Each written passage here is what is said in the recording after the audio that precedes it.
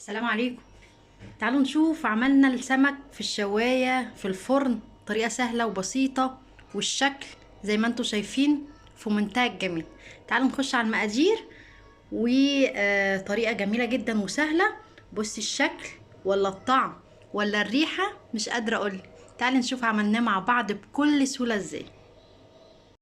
عشان نعمل السمك ده هنعوز ايه؟ سمك طبعا متنضف ومقطعينه كده، ومعايا بصلايه وطماطمايه واربع فصوص توم وليمونه بقشرها، والتوابل كمون وفلفل اسود وملح وبابريكا. تمام. وكزبره ناعمه، وكيس صلصه او معلقه صلصه، وربع كوبايه ميه. هنعمل ايه؟ هنضرب المكونات دي كلها في الخلاط، وارجع اوريكي هنعمل ايه مع السمك ده. وده منظر السمك بعد ما ضربت التتبيله في الكبه، وحشيت بيها السمك، وتبلته من بره ومن جوه زي ما انتم شايفين.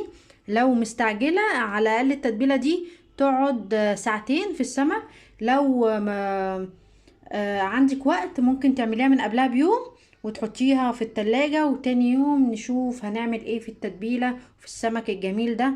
طريقة سهلة جدا وبسيطة وصحية للي بيعمل دايت كمان، وحتى اللي مش بيعمل دايت يعني دي جميلة. بدل ما نقليه في الزيت، حاجة جديدة وطعم في منتهى الجمال. انا هبيته في التلاجة لان انا تبلته من بالليل، وان شاء الله الصبح نعمله مع بعض ونشوف احلى سمك في الدنيا. هنا بعد ما اتبل حطيته في الشواية، ورشيت عليه زيت عشان يبقى فيه لمعة كده، وكمان عشان ما يلزقش في الشواية.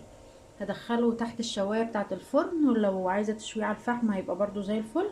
واوريك الشكل النهائي.